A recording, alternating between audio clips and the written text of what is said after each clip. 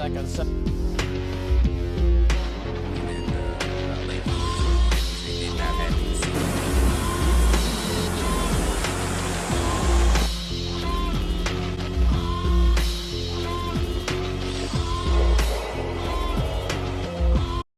And we are here. This is Chaos Incorporated, rebooting in 2025 back on the YouTube channel. This time with guests. I got tired speaking by myself, so I've trying to bring in some of the best domain experts in some of the fields and topics we like to talk about. Today, really excited. We got a serious geopolitical domain expertise author, Brandon Weichart.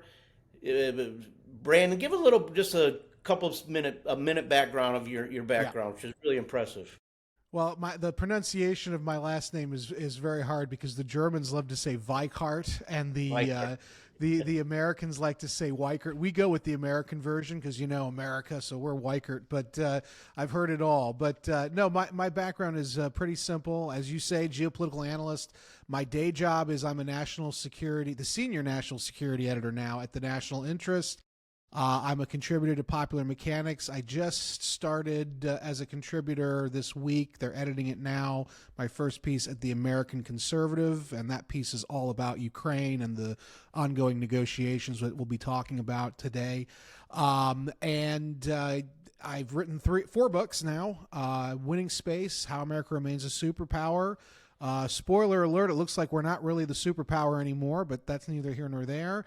The Shadow War, Iran's Quest for Supremacy, which actually literally predicted, the book came out a year and a half before, but it predicted the October 7th attacks almost to a T. And I called it the Third Intifada because that's really what it is.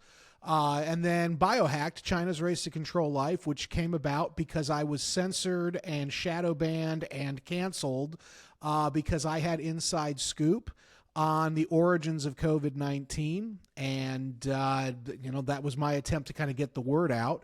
And in fact, the inside scoop is because I am a subject matter expert for the Defense Department. Usually the Air Force uses me. And then the most recent book is called A Disaster of Our Own Making, How the West Lost Ukraine. And I think your audience can kind of figure out what the book's about from there. It's been described, I think, brilliantly. It's been described, it's always used as an insult, but as a revisionist history of U.S.-Russia-Ukraine relations since the end of the Cold War. But it is revisionism in the sense that I am not taking the popular, I guess it's more contrarian view. But that's me. You can follow me on Twitter at @WeTheBrandon. That's me in a nutshell. Have you noticed, Brandon, that your positions, and I think mine as well, start out contrarian and then they become the mainstream like 2 years later? Yeah, and I don't usually get the credit for it, but I'm not as big as Tucker Carlson, but I have taken a very similar journey ideologically. I am not ashamed. I mean, and also people should know I did previously work for the U.S. government. I worked on the Hill. I'm a recovering Hill staffer, but I took a very similar ideological sort of journey. I started out when the George W. Bush administration was at its height, and I knew Rumsfeld and I knew some of these guys, and I actually still have a kind of a soft spot for Rummy. But I was very much in the orbit of the neoconservatives, as were most Republicans. I mean, if we're being honest, anybody who was a Republican, that was sort of the default position. And I quickly realized that this is a terrible way to run a country. It's a terrible foreign policy. And, anyway, that's sort of where the trajectory of Carlson is very similar to mine, is what I'm getting at. I'm just not as famous as he is, or rich, but. Great. Well, I'm happy to say I was definitely against the neocons from day one. Couldn't stand the Bushes. I can't stand them now. About 2005, I was out. Yep. I was out with them. Yeah, it's all foreign policy all the time and while you're getting deindustrialized doesn't make sense. But we'll cover that. What we want to talk about tonight. Yeah, I get your feedback, and I think the title of this episode is going to be: Have we stepped into World War III and don't know it yet? And the reason why I mention that is that when you look at previous world wars, the people at the time don't know that's what they've stepped into. Yes. Right? It just starts with one conflict, it spreads and continues to spread. And we're seeing that now. We started with, the boogeyman of Russia, this, civil war that was going on in Ukraine from 2014. It went into the Middle East. Now we're in India, Pakistan. That's where I want to start the conversation. A little bit of after action report of the Pak-India conflict. I'll set it up, and I want to get your feedback on what's happening. I don't think this is going to end. It's not ended. It's stopped for now. It got very intense. You're talking about massive aerial battles, ballistic missiles flying around. And what I learned today, and let me step back first to talk about where, Pakistan and India, there have been several wars. I think the third India-Pak War was 1971. Yes. India lost a MiG fighter to a J-10. Yep. But it was a limited skirmish. This is the biggest thing that's happened since 71. And I expected India to do pretty well because they had bought 22 new Rafales, and they had, most importantly, the S-400. These are the two game changers, I think, at least the S-400, that's happened. And what we just saw earlier this month, to back up for the listeners if you don't follow it, there was a terrorist attack in Kashmir, Islamic terrorist attack. They lined people up. They made them recite Islamic script. If you couldn't do it, you got shot. India lost their cool, which they should have. They should have. Not the first time, right? It just keeps happening. They finally had enough. They struck 8 terrorist sites across Pakistan. As many of you know, Pakistan now, 241 million people, which I was shocked. I just looked that up today. It's like, I didn't know that either. That is massive. That is amazing. Wow. Yeah, GDP per capita, $6,000. They don't have an economy. The derogatory term India uses is they sell donkeys to China. That's their economy. So this, and I will mention too, 75% of the country's first cousin marriage. So that's not going to do much for your IQ points. I'll just leave it at that. So, but it's also one of the hotbed bases of political Islam, right? Yes. It is funded by Qatar. It's friendly with Turkey. Funds, it screwed us with the bin Laden thing for years. Yeah. Taking in money, hundreds of billions of dollars, while bin Laden's hiding 100 yards away from their West Point base. Yeah. You probably know a lot more about that than I do. But that's the background on Pakistan. So this is all kicked off again. India hit with precision 8 sites, 24 missiles launched, 24 hits. That's all video. That's all evidenced. We saw that. That's not, as soon as this war kicked off and started, a lot of my friends on the China Twitter sphere went nuts. They're all excited about the J-10. And nobody's talking about Pakistan or India hit what they wanted to hit the first day. They right? did. The second but day, there's some caveats there though as well that we should probably touch on. And what's your so we'll go through phases, but the first day was the India strikes. What's your thought process? Yeah, so and I got in a lot of, in fact, I'm mostly pro-India, but everybody I know who's pro-India turned on me, and I'm like on lists now. I'm afraid to go to our local Indian restaurant here because they hate me. The president or the founder of Hotmail retweeted my essay in the National Interest. He's anti-Modi. I am not anti-Modi. I'm actually very pro-Modi. But he's anti-Modi, so he was using my very technical essay about the PL-15 missile, which is a Chinese air-to-air missile that was used by Pakistan. He was using that to hit Modi, saying, "Oh, Modi is terrible, blah, blah, blah." That's not what I was saying at all in any of the pieces. I've written about 5 about the Indo, I don't know what we're calling it. I'm calling it the Indo-Pakistani war because I think it sounds cool, but nobody seems to want to go with me on that. But that's what I'm calling it. Basically, the first day, the Indians and the Pakistanis got into a bit of an air conflict. Some of the stories about it are ridiculous. Supposedly there were hundreds and hundreds of these fighters. That's not what happened. Right. But there was an air conflict between the two sides as part of India's initial attack into Pakistan. And the Pakistanis, who I assumed, and I think pretty much everybody in sort of circles that knew what was going on, just assumed, the Indians were going to come in and it was going to be a cakewalk and they were going to just do whatever they wanted to do. That's not what happened in the beginning. In the beginning, the Pakistanis were using Chinese-built J-10, I think C, and J-17 warplanes, which are kind of fourth generation warplanes. The J-17 is I think the J-17 is the one that is sort of the rival to the F-16 in terms of exports. And so everybody just assumed, oh, it's Chinese technology, it's cheap, it's garbage. They're gonna get walked all over.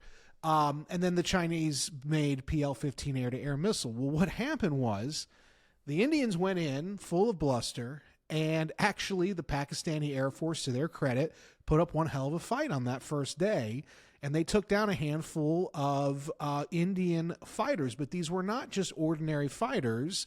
These were, in many cases, I think there was 5 or 6 that were shot down.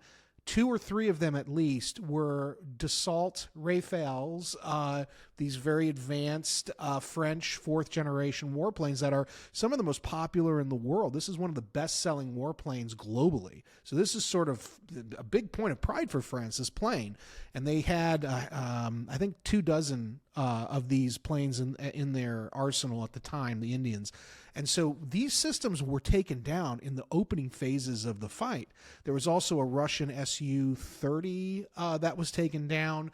But the real hard-hitting one was that the French planes were knocked out immediately. And the French intelligence services surprisingly confirmed that these planes were taken down. The Indians said nothing was taken down initially. The French intelligence guys said, no, our planes were knocked out by PL-15s. Yeah, so with this, I think the Pakistani defense minister put enough proof out there to show that at least 2 Rafales were taken out. At least 2, but yeah, at least 2, yeah. and they were taken out in their own airspace, right? That's right, and it was immediate. It was immediate. Yeah. The Pakistanis knew they were coming, and they were prepared. And again, that's a and I'm not a big fan of Pakistan, but clearly they were prepared, and that's good for them. But the thing here, the key story of the 4-day war. The key story here is that, and the real winner, really, of the 4-day war is China. Because China has proven now that their weapons, their export weapons, and their export planes are comparable, if not better, than at least French systems that are triple, in some cases, the cost of the Chinese system, way more complex. And yet they were not able to overrun the Pakistani position. Now, as you say, yes, on the strategic level, the Indians were able to, because they escalated those. So this is a key thing. The original mission was not to go after, for instance, Pakistani nuclear weapons sites. Mm-hmm. That quickly became something India was doing because they were spasmodically trying to reassert dominance over the Pakistanis after the Pakistanis had used the Chinese systems to rebuff the Indians on the first day. The Indians were trying to assert, hey, we're still with it. And so that's a key thing to understand. The key story, though, is not, hey, India was able to hit these targets, because everybody knew they were going to be able to do that. The key story here is how well the Chinese systems performed. And for someone like me, who is a severe critic of the defense establishment in the United States as well as throughout the Western world, notably our defense contractors, this to me should be a wake-up call, and it's not, for not just Dassault, but for all the Western big firms that do defense. You're overcharging your clients, you're underperforming, you're under-delivering. And by the way, it isn't just foreign clients that are using these systems. It's Western armies. It's the Americans. It's the French. So what happens when we have to, God help us, fight the Chinese? I don't think we're going to win that war. I'm the only person in American media saying this, that the United States has lost every war since Desert Storm it has fought. Every conflict, not just at the lower threshold. I think we're getting ready to lose a very big war just based on the performance of some of these systems that we've been told are so great, and they're not really that great. No, I totally agree. So there's the ballistic missile drone side of it. There's the air fighter side of it. So the Chinese Pakistan also has a Chinese air defense system, which didn't seem to function that well. Yeah, S-400. Yeah, absolutely. No, the AD system is an interesting story. It didn't now the Pakistanis, of course, this is the problem, is both the Indians and the Pakistanis are insufferable when it comes to lying about what's going on. You know what I mean? It's like, I understand it's a war, and I understand it's a bodyguard of lies, but the lies are so ridiculous. So the Pakistani claim on Twitter and throughout the international press is we stood those systems down. It's not an indictment of the Chinese AD. Said, we turned them off. Right. Okay, Well, but the dates we're talking about happened, I think it was May 7th. We got into Yeah. May 8th. yeah, What you referenced was very concerning, which not a lot of people know about, the Indian ballistic missile strike on a Pakistani nuclear site. yes, That happened May 10th. So what happened is Pakistan had launched a Shaheen-1, I believe, tactical ballistic missile at Delhi. That tactical ballistic missile, you don't know if it's a conventional warhead or a nuclear warhead until it hits. When that happened, the S-400 took it down, but India immediately hit Pakistan's strategic underground nuclear weapons storage site near what they call the Karni Hills, damaging the two exits, the entry and the exit.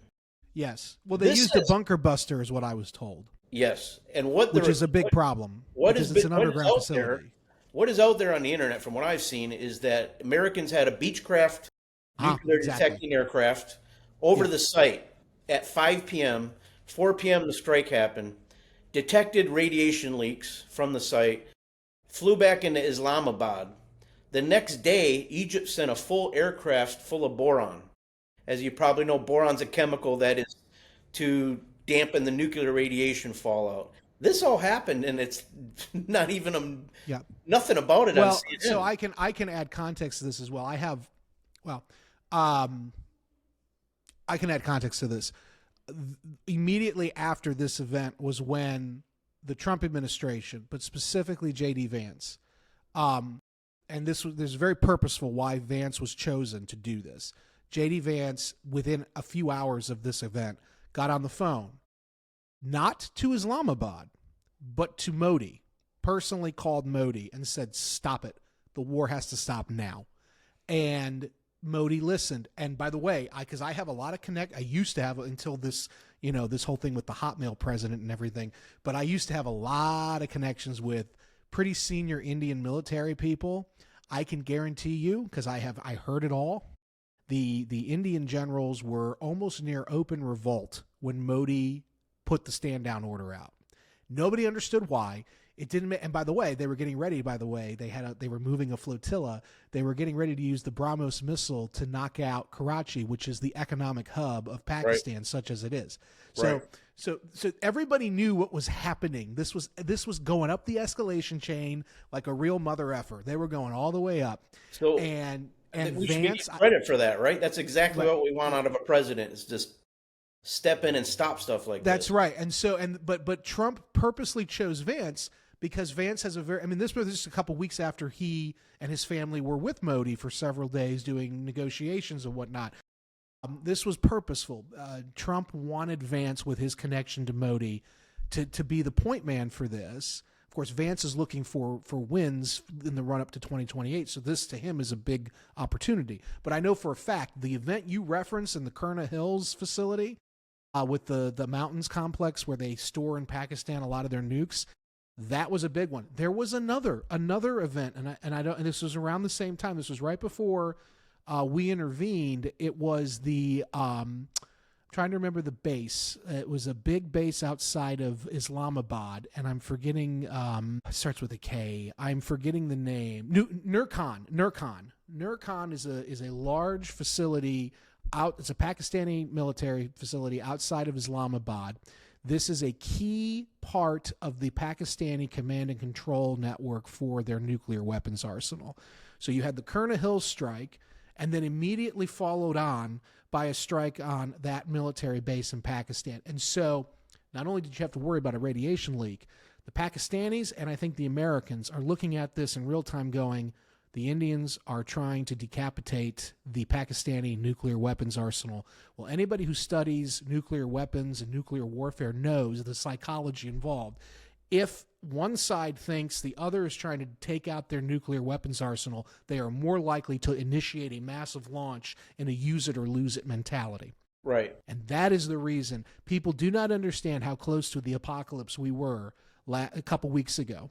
Yeah, exactly. And if I don't know if people have And read Trump this. saved us. Trump and Yeah, Vance saved us, by I the don't way, think and people Rubio. realize that the casualties of a full-on nuclear war between these two countries is not localized to the subcontinent. I No, and think the that's, radiation and all that, yeah, the the estimates whole I've seen planet. are 2 billion people. You know, Yeah, yeah, that's how close we were. I mean, we're yeah. like whistling past the graveyard here. And Literally, we are because yeah, nobody. I mean, I was in D.C. For the Pentagon for an unrelated issue. I was talking to them about AI and whatnot.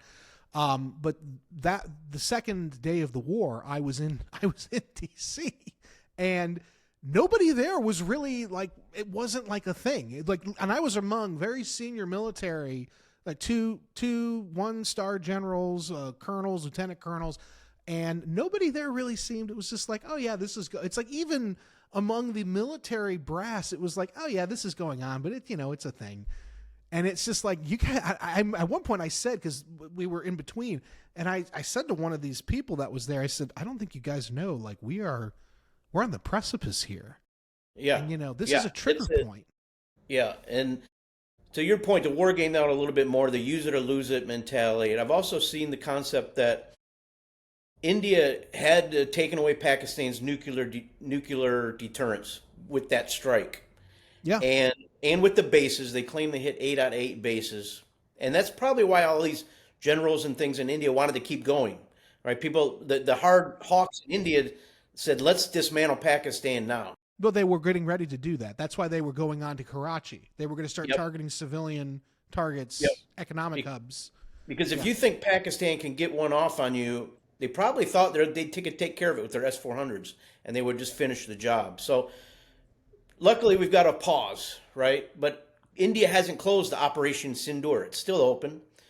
Um, Now I think where we go from here, you're going to see Pakistan is an unstable state. Nobody even knows who runs the place. Is it the intelligence agencies? Is it the jihadis? It's not so attractive to China anymore because it has no economy, right? It's on the opposite side Well, of as a India. weapons export, it is very Yeah, attractive. I mean, they're giving them now the right, but they've got to get J-35. funded to buy that. Like they have to get funded from Well, Qatar they and these. just I don't know. They just sent China just sent a pack of J-35 fifth generation warplanes over to I don't Pakistan. think And they my have them question, yet, but the they don't. Pakistanians are training in China on the J-35s. I That's know what. that, but the news was that they're sending with those pilots back home. They're sending a tranche of the Maybe that could happen. J-35s. And my That could question happen. is, how are they able to pay for it? I think China at this point might be looking at Pakistan as a test It might bed. just be. It might be just giving them to them to mess But with. yeah, India. it's just to test out the systems and see how they Right. do in combat. So I mean that's and so that could lead us to even greater conflict because now India's outmatched in air power. They get the J-35. Yes. India doesn't have F-35s and won't have them. Trump's opened that window that you will be on the F-35 list, but it doesn't look like We it's coming. can't produce enough of these things. We don't have It's enough of them. ridiculous. It's Exactly. ridiculous. Right. You know what Exactly. they should be doing? And I said this, and everybody says, "Well, you must be a Russian." Yeah, I think they should buy the Su-57. The that's what Su-57 is, India's looking at. Yeah, excuse me. Yeah, it's between the Su-57 and the F-35. yeah. The Su-57 is ready to roll. And you can get The- 3 of them for every F-35, right? Something That's like right. that. That's Yeah. right. And it's a beautiful look. It's a beautiful plane. Right. It's a cool plane. Yep. And India has a long relationship with Russia going back to 47. I mean, it doesn't really make any sense why they would want. I mean, look, you just went through this with Dassault.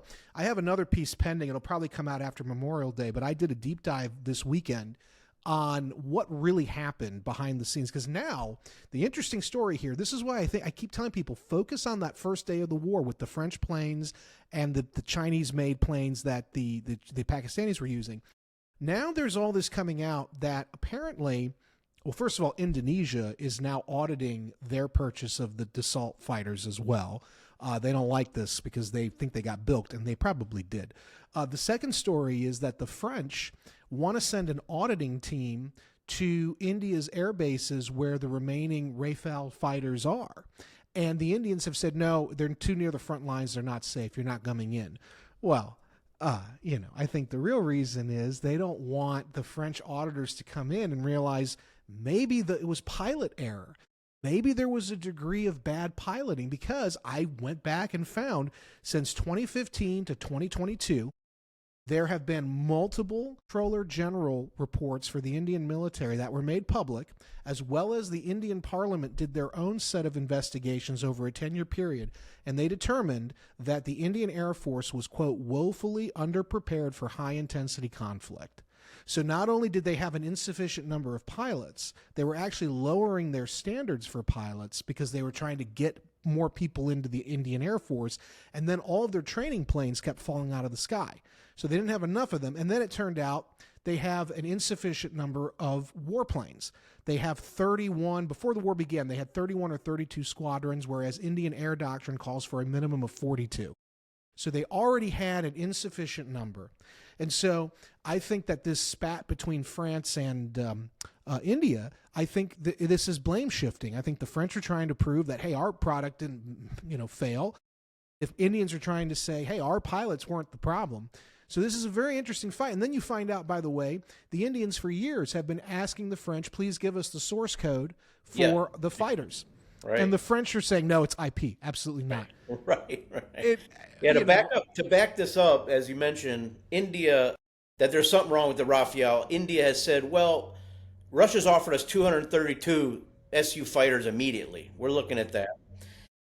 Yeah, we're open to it, but we're going to need the source code. We're going to need local manufacturing. Yeah, because they know the system didn't work as advertised. Right. They're not in a big rush to get those Rafales. And that's right. And you know what? Honestly, they should just stick with the Russian systems because they know the Russian system's better. They're in a pinch right now, and the Russian systems are more ready. And let's face it, the Russian industrial base is humming along right now, whereas the Western – and look, this is what my old buddy Mark Rutte, who's the head of NATO, he said, I used to know him back in the day when I was with Chicago Council on Global Affairs, when I was a dirty neocon. Mark Rutte talked about this openly in January. He said that from L.A. to Ankara – he said that NATO produces in 1 year what the Russian industrial base is producing in 3 months. Yeah. No, so if you're India, why would you, $288 million per plane for a French plane that doesn't work right, whereas you can just basically get for nothing the Chinese or the Russian systems? Right. It's like it's a no-brainer. Like no-brainer, yeah. Yeah, there's no doubt about it. And the industrial base at Russia's, speaking of Russia, highly underappreciated their industrial base. Completely. They've held off the entire NATO army. They have held off with T-72s, and it's like this is not even worth. Let's pivot into that theater. So we've closed out India, Pakistan. That's on pause. Okay, but just to finish it out, China's the real winner, as is Turkey, by the way. By the way, real quick, had that strike, I was saying this in National Interest, I don't actually think the Indians were going to be able to go through with that strike on Karachi because the Turks had deployed their new anti-submarine warfare warship to the Karachi port, and they were sitting there. Now, why? It's because Turkey was providing cover for Pakistan. Yep. So this was the real winners of the war on the subcontinent were neither Pakistan nor India. Mm-hmm. It was Turkey and China. Yep. Yeah, Turkey was flying in cargo planes after the first day. Yeah. Who knows what was in it? They did, as you just said, they had the warship there in the port because the Indian Navy is leagues above the Pakistani Navy. Absolutely. Not even close. Yeah, and that hasn't the BrahMos missile alone. I mean, this was why they were moving those ships there because they were going to launch the BrahMos missile from the Indian. I'd say we're paused for now. Yeah. God forbid it restarts again, but I can't see how it doesn't restart. I think India now will focus on the rebel groups, Balochistan, right? The province of Pakistan that wants to be independent of Pakistan, loaded with copper, minerals. China has been trying to build a Navy base there for years. I reported on this 10 years ago, I think. They had a plan to move like 50,000 Chinese there. Yes. With a city. Because it overlooks all the oil coming out of the Persian Gulf. It's full of all types of minerals, and they would develop the province. And the Balochistan rebels have kept development stalled pretty much. I just want to make a very clear point here. Yeah. It is my opinion that the timing and the nature of the rebellion is 100% a byproduct of Western intelligence interference, either Indian intelligence or some conglomeration of America, India, Israel, 100%. Because what do we know? Well, that part of Pakistan is right near Iran. And so this is also destabilizing Iran. And so, in my opinion, what happened was, I think, the Indians, yes, strategically, they were able to hit all the targets they wanted. But let's remember, the Indian objective was not to take out Pakistan. The Indian objective was initially very narrow. We're going to hit a handful of these Islamist bases near the border. We're going to send a message to Pakistan, start bringing to justice these people, stop funding this stuff, or else. And by day 2 of the war, it was they're blowing up nuclear facilities in.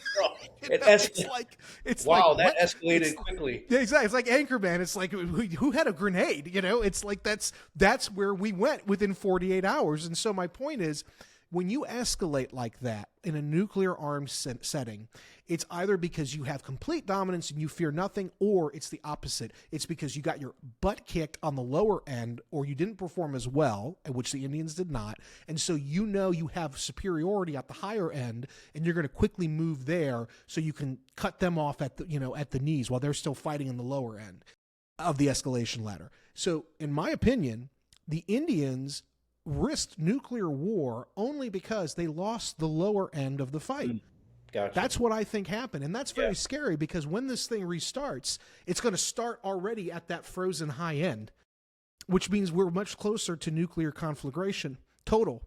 And this thing with Baluchistan is proxy war. This is yet another Western intelligence operation. We came in because we saw what was happening on the subcontinent, and we exploited this. When I say we, I don't mean necessarily the U.S. I just mean the West and India. It was some combination thereof. This is very conveniently timed. It only started when the war in the subcontinent was going very poorly, I think, for the Indians. So, in my opinion, this thing that's going on with the rebellion is directly connected to an intelligence operation to try to destabilize Pakistan without having to fight them directly. Here's the problem, though.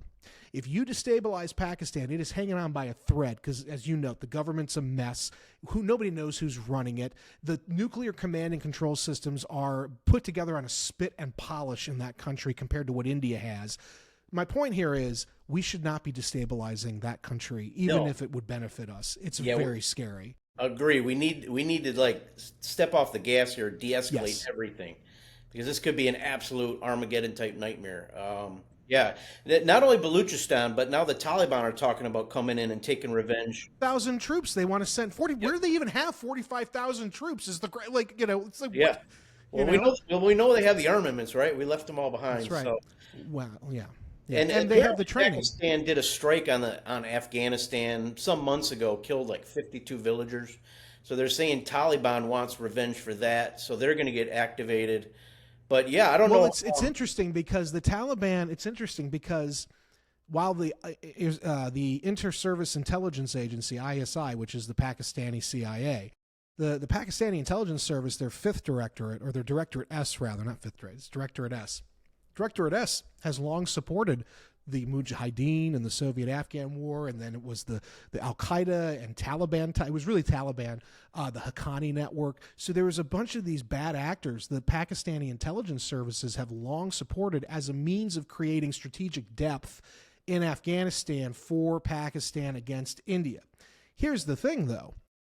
That doesn't mean all of Pakistan's government is behind the ISI movement. In fact, there have been many instances in the war on terror where the Pakistani military would go in to the federally administered tribal area along the border with Afghanistan, and they would blow up, or they'd get the Americans to drone Taliban positions, because the Taliban had found refuge with the Al-Qaeda types in the Fatah area. Right. And so that was the Pakistani military. Meanwhile, you've got the ISI, same country, flooding the Taliban with aid and support and training. So people need to understand, Pakistan is not a monolithic entity. It's barely a country. Right. Yeah, exactly. I think the only way to de-escalate this really would be and I've heard from rumors that we have Americans guarding the Pakistan nuclear facilities. That may or may not be true. Well, maybe they were there before, maybe they're not now. I don't know. But if we could get them to denuclearize somehow, I They're mean, not going to that denuclearize, but I will tell you that when Benazir Bhutto was murdered in 2007, I know for a fact the Bush administration at the time, we had long-standing plans to knock out every known Pakistani nuclear site within 12 hours because the fear was that using special forces and air power, the fear was that Benazir Bhutto's assassination was part of a larger Islamist coup. And thank God it wasn't. But the point is, I know for a fact the U.S. government has for 30 years gamed out precise what units would need to be deployed, how many troops, how many bombs, what systems we would need to target.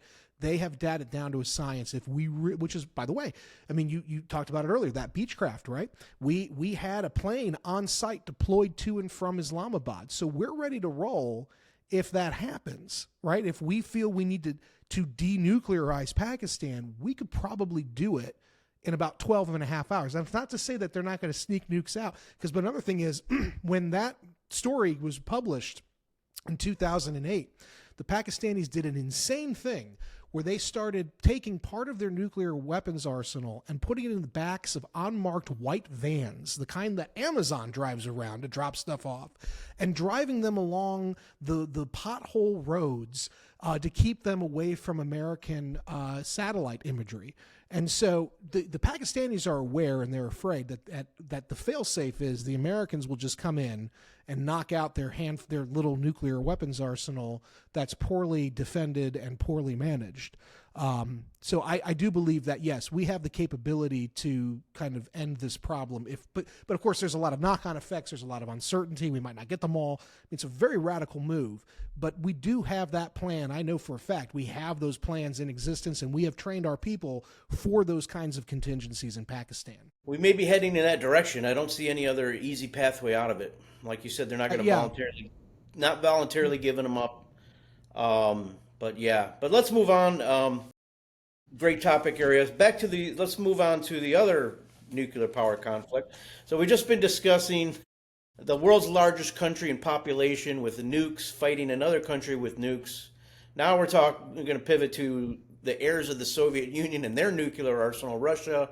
They're the largest country in Europe. They're fighting the second largest country in Europe. This goes back to the spin of like, oh my goodness, are we in World War III and we just don't know it yet? Eventually, is this going to pull everybody in? But Russia, we just finished up with Istanbul 2.0 peace talks. Most of us knew that was not going anywhere. The U.S. yet has to discuss root causes of this whole thing, right? Which is NATO expansionism, running a proxy war, defending the ethnic Russians in the east. These guys aren't going to get put under the Kiev government. Till we get down to the brass tacks of what causes the war, we're never going to end it. Now, I know you have a lot of inside information or experience on this with what is going to... So as we speak to, I should mention to the viewers, by the way, it's May 23rd. There is a massive Russian attack going on right now. Calibers, Durans, hundreds of weapon systems in the air. Russia's been slowly grinding their way. They've got most of the provinces that they wanted. Istanbul 2.0 broke down. They declared, if you don't accept our 4 provinces we want now we're going to take 7. Yeah. Okay. And I think Odessa's the big target they want, I think. The people I know have said from day one, Odessa's going back to Russia. It's a Russian city. And I think actually we've been on spaces where the Russians have said that to us. Yeah. Partisan. I have a good CA contact. He's retired now, but lived in Odessa 8 years. Lived in Moscow when the wall fell, and he's like, Odessa's been Russian forever. I like to tell people, do you realize how I see these people on Twitter? Crimea is Ukrainian. I'm like, do you realize in the last 1,000 years, Crimea has been Ukrainian for 23 years? Okay, Ukraine was part of the Soviet Union. When it split off, 91 to 2014, it was Ukrainian. That's it. Russian princes it's been Russian for literally 1,000 years. So Khrushchev had his dacha out there during the Soviet. Exactly. I mean, it's like this is ridiculous. This is a ridiculous argument they make. Right, and we haven't been adult enough to go back to the beginning here and just say, all right, Russians over here, Ukrainians over here. I don't believe Putin wants to manage a bunch of Ukrainians. Okay, he just has he just has no choice but to defend these ethnic Russian people, right? That's Well, basically and Dan, I think the core of it. interesting thing here is because I do talk to a lot of Russians. Every Russian that I've spoken to has said they're willing to negotiate on Odessa, which I think is interesting. Because I know behind the scenes, we've talked to people in spaces where they're like, no, it's. But the people that I know who are connected to the government have made it very clear that at the start of the Trump administration, that anything was on the table because they really thought with Trump they were going to have a real chance to really get a deal. Obviously, that's not happening. But initially, I just thought this was a very interesting point that the Russians were willing to talk about Odessa being the line, that would be the line for the new Ukraine. And they were willing to negotiate on Odessa. That of course has changed because the war has gone on. I would just say, you talked about root causes. This is what my whole book is about. And the reason we can't talk about it is because we're guilty as sin. This is we're guilty. This was a war. And in fact, I was reminded when I mentioned this American Conservative article that I have pending with them, which is all about the negotiations that Trump's going on with Russia, or his people are. I was reminded of an essay in the London School of Economics blog right when the war began in 2022 by a guy named Robert O. Wade. And he broke down his belief that actually the Biden regime, maybe not Biden himself because we know he's brain dead, but his apparatchiks, he's sort of like our Chernyenko, his apparatchiks were all colluding with NATO and Ukraine to basically create the conditions where Putin had no choice but to go in, because they assumed NATO weapons and aid were so much better than what the Russians had that the Russians would basically die in the field, and that we would break Russian power for a generation. And of course, the war would only last for 6 months tops.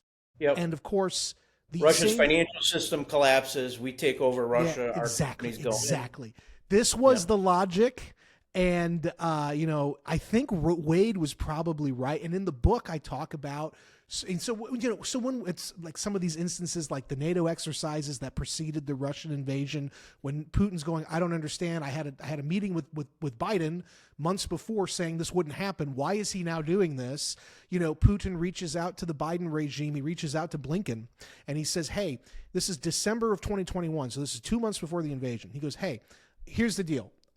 I won't invade. You won't have to worry. I'll stand down as long as you sign a promise that under no circumstances will Ukraine go into NATO. Now, we had been told for 20 years that under no circumstances by American leaders, there's no interest in making Ukraine part of NATO. Well, if the Russian counterparty comes to you and says there'll be no problem as long as you agree this will never happen, why wouldn't you just make that promise? It was so simple. If your interest is not to go to war with Russia, proxy war, why wouldn't you just... Nixon did this. By the way, 1962, how did we end the Cuban Missile Crisis? Kennedy made a promise to Khrushchev, no U.S. president from him onward would try to invade Cuba. It came up again in 1970 with the Cienfuegos submarine issue, in which the Soviets tried to build a nuclear submarine facility in Cienfuegos. Nixon got his counterparts in Soviet Union. He basically said, look, I will reaffirm that under no circumstances will the United States government ever attempt to overthrow Castro ever again, as long as you promise me you won't put those Yankee-class nuclear submarines in Cienfuegos. The problem was resolved. There was no second Cuban Missile Crisis. There was no war. That's all it took. Yeah. And yet, for some reason, the reason that we don't talk about the real origins of the war at the diplomatic level is because everybody knows we're guilty as sin. Yeah, Trump himself has admitted this. Yeah. Trump himself has said this was obvious what was going on. And they violate every tenet of foreign policy 101, right? There's a reason why Ukraine is called the Bloodlands. It's a buffer zone. It's a buffer zone. Leave it a buffer zone. Leave it a buffer zone. Leave it a buffer, and they wouldn't leave it a buffer zone. No, because this is about collapsing Russia. This is about the ultimate objective is about collapsing Russia. Is this delusion? Yeah. It's this delusion, and I know because I found I think we've talked about this before on those spaces you and I did. But I found the documentation from all of the major think tanks on the right, especially. It was not just Brookings, but Hudson and these other ones. They were all very open in the mid 90s to early 2000s about how Russia was going to, by the mid 21st century, no longer exist. And it was going to be 4 or 5 smaller countries, and we were going to have to, quote, manage it.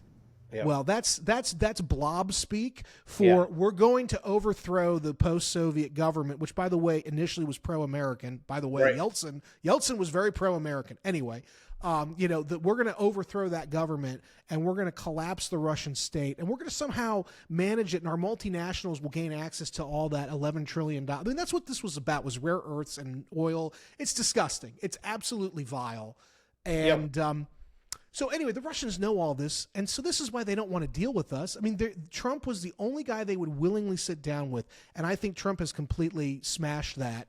I think what's going to happen, Dan, and I realize I'm talking a lot, but on this one I've been following this. I think Trump, being the master negotiator, he's the art of the deal. I think he figured out very early on coming in, I have no leverage. And I think initially his attempts to give aid to Ukraine, and I think initially his attempts to try to get European buy-in to the idea of negotiations, when that clearly did not generate the kind of leverage he thought it would, I think what he's doing is he's putting on, a big show that the negotiations no longer are real.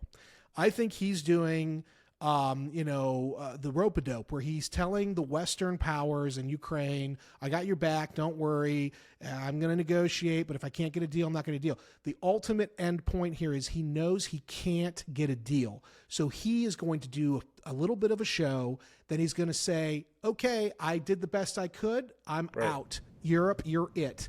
Yep. And then he's going to spin around and he's going to start doing direct deals with Putin on rare earth mineral development, space exploration, nuclear arms treaties, whatever. But I think that Trump knows going in, the negotiations are never going to work. He's never going to get the peace deal he's wanting because he doesn't have any leverage, and the Russians don't trust him, and the Ukrainians are recalcitrant. The Ukrainians do not want peace, by the way, the leadership there. Under no circumstances do they want peace, nor does Europe. He won't survive if there's peace. His only way to survive. His own people have told him this. Yeah, the Banderites. Keep the war going, basically. That's right. They've already told him his inner circle are all neo-Nazi types, the Bandera followers, and they've all told him he's a hostage, basically. If you quit the war before we get Crimea and eastern Ukraine back, which is never happening, if you quit the war, we're going to kill you and your family. And he knows it. So he is just going to keep this going. Plus, he's making money off of it. All of them have been paid handsomely. Oh, who knows how much money's been stolen? I mean, I know for a fact. I know for a fact that he's looking at properties in Ocala, Florida, which is horse country in Florida. It's where all the Saudi princes buy a lot of their horses from. Yeah, it's unbelievable. So yeah, I give Trump credit for at least trying to get a talk, even though it was never going to work. We just went through 3 years of the Biden administration where it wasn't even discussed. There's zero diplomacy. No, they wanted this. They never even talked. They wanted this, exactly. So I had a 2-star general tell me in late 2022, I was out at a West Coast military facility. And again, I wasn't talking about this. I talk about geotechnology a lot, but this came up because I was part of a panel and they asked everybody to give their input. And I was the only one who they said was towing the Russian line, which if you know me, that is ridiculous. The Russians killed my European family in 1945. I'm German, okay? You can put 2 and 2. There were Prussians. Right. So you can put 2 and 2 together, what the Russians did to my family in Prussia. So I am no lover of the Russians, but I will tell you, I was mortified when I had a 2-star general stand up and admit to me, you don't understand, Mr. Weichart, we're breaking the Russian army in the field for nothing. And I said to him, I go, well, General, it doesn't look like nothing. I said, it looks like a lot of innocent Ukrainians. And I said, it looks like we might actually be teetering into World War III. Well, that's hyperbolic. And I said, well, no, it's exactly what it looks like to me, because this isn't going to end, just like the India-Pakistan thing. It's not going to end. It's not going to end with, what Russia's going to surrender? Why would they? They're winning. That's why the whole they're winning. Establishment needs to get cleaned out. These people are living in a vacuum, and because they don't have to pay for their sins. They don't. They're insulated. I mean, the Ukrainians, you're pro-Ukrainian. You're using these people as pawns. Not to mention the fact there's a lot of Nazis among them. There's a lot of literal Nazis there. Literally, yeah. We're told there's not. But so going forward, what I see, so this last package we gave Ukraine was like $60 billion under the Biden administration. That's going to run out. Yeah, And it already then is. I don't see Trump stumping up more money. And I think he may say, "You got it, Europe." Europe seems to be in some type of switch to Talk Europe. about a mass delusion. It's like I don't know if they have like a suicide pact, national suicide pact, or something going on in Europe. There's been It's very European. Germany has had 165 stabbing victims in the last 18 days, and by refugees, Islamic Yeah, refugees, and they're worried about refugees. Putin. Yeah, Refugees. refugees. Military-aged men from the Get a Middle check. East. Yeah, come get a check. Here's a house. Stab somebody. Have a good time. Yeah. So, and they're worried about Putin. So I do worry that like it may be difficult to extract ourselves. We got no more money. Maybe if we pull out militarily, Europe can't continue. They have no heavy lift capacity. There's a lot of logistics stuff and just equipment. By the way, I didn't mention Rubio. I'm sure you heard Rubio say, "Hey, I know they want Patriot missile batteries. We don't have any. Nobody else has any to give them." Right. I mean, That's we're right. out of stuff. They beat Hey, us. maybe they can call China. Maybe China can give them some. Can we get some J10s over here? Yeah. No, I mean, it's ridiculous. It's You know, craziness. I was told when I was on Capitol Hill about a year ago, because sometimes I'll give talks and they'll meet us at the Capitol Hill Club, which is a phenomenal place, by the way. And we'll go to the Eisenhower room and kind of have like a closed meeting, and there'll be 3 speakers. I'll be one of them, and we'll kind of have an informal talk. That's always fun because they really get honest there. But I had somebody tell me that, well, Brandon, you don't understand that the reason this is good, what's happening. I said, because the cupboards are bare. This was right around the transition. I said, Trump's walking in and the cupboards are bare. I mean, even if he wanted to continue the war, he can't continue. There's nothing left. And then the one guy, the colonel there, he goes, well, Brandon, that's a good thing. And I go, how is that a good thing? He said, well, think about it, because this is how we're going to force industry to catch up and replenish. I said, you don't get it. The actual infrastructure for producing this stuff is no longer there. It hasn't been there for 40 years. Where is it? It's in freaking Guangzhou and Yeah. Shenzhen. It's Right. in China. Right. No, people have there's a crazy disconnect on what's happened industrially. I'm from Michigan. I'm from Detroit, and I've been talking. I'm originally from South Bend, Indiana, by the way. So Yeah, I've been talking to Mayor Pete's home area, right? And he left. yeah. Imagine you're the mayor and you leave the town that you were the mayor of, and then you want to Small run town, very small town that you can't screw up, and you screwed Yeah. up. He couldn't even do street lighting right. That was the big scandal when he was there. Yeah, and he ran away. But not to get off topic, but ships. That Trump has come out with a plan on shipbuilding, which I think is great. Nuclear power, which is great. All these things we should have been addressing. But I posted a tweet that one shipping company last year in China produced Yeah, I more saw that. ships. I saw your tweet. Yeah. Produced more ships than the United States has launched since World War II World War combined. II. Yep. And you'll still get the Western media's like, hey, they're catching up, guys. Like, no, They've surpassed us. we don't They've have surpassed. we don't have a merchant marine. We don't Right. have ships to feed the Navy. If we got in a major war, we don't have refueling vessels. We don't have. I mean, it's bad. Dan, it gets worse. So this is another one of the stories I've been following and writing about, and I get a lot of flack from our team. Why are you saying this? Another scandal is we don't have enough ships to provide the umbrella, the defensive umbrella for aircraft carriers. If you look in the 80s, the number of ships that were part of an American carrier battle group, significantly larger than what the number of ships are today, if they're there at all. And the British are in even worse shape. So you ask, how could Britain and Europe do this with Russia? They can't. They literally can't. I mean, we're almost as bad. But the British and the Europeans they're gone industrially. They have nothing. The only way they're going to be able to fight the Russians is if they take all those military-age male Muslims that they've been bringing in, give them guns, and send them to the front. That's the only way this thing is going to have a chance of working again. But they'd probably join their Chechen brothers and come back against the. The problem is they pulled that community if they would go to fight Russia, and they said no, we want to fight the UK. So, Right. So there you go. But the point about the ships is very key. The point about the ships is very key. We're a naval power first. America has been for centuries. This is what we are.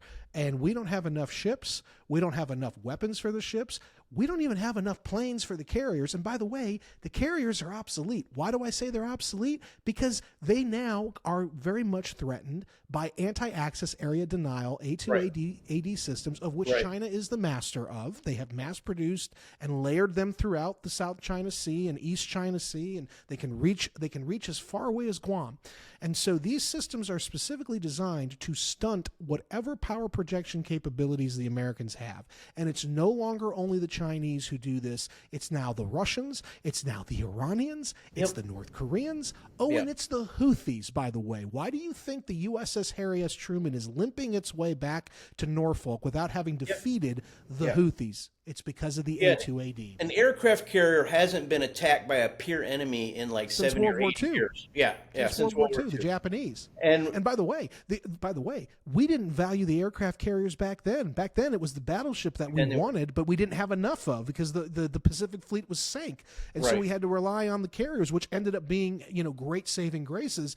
But now that's 80 years ago. Yeah, I can't believe we're still managing so many carrier fleets. It's a World War II technology that we've souped up, basically. Right. And they're amazing. I've been on one. They're very cool. They're I mean, the people who man them are the best of the best, but they're limited by the technology. The technology is limited to the range.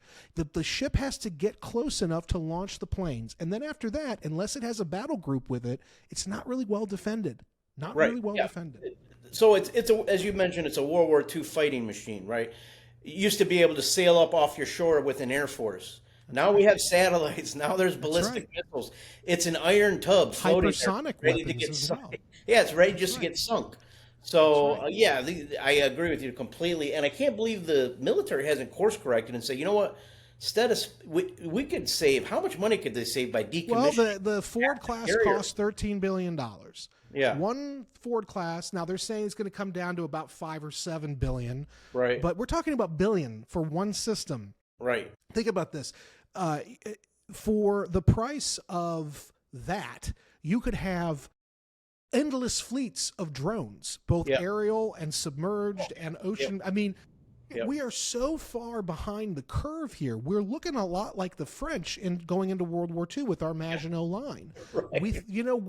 It's insane. So my opinion, I have radical opinions, and I'm happy to have them. My opinion is we've lost every war at least since Desert Storm. You could make the argument since World War II, but pretty much in my lifetime, we have lost every war since Desert Storm. And the excuse has always been, but those are minor wars. Those are brush wars. Those are counterinsurgencies, counterterrorism operations. We're not really good at that, but the big wars we can do. Well, I actually think we're going to lose the big war. That's the next step, because we've got all the wrong systems. We've got all the wrong tech. We don't have enough of it. And the reason that you ask why they don't course correct, it's because of the defense the defense lobbyists. Right. It's because of the defense contractors. They want the legacy systems. Right. They're corrupt. They don't want to have to create entirely new systems that, oh, by the way, might be super cheap. A drone is infinitely cheaper than any manned warplane, than any manned warship. Why would the defense contractors of America want to risk that?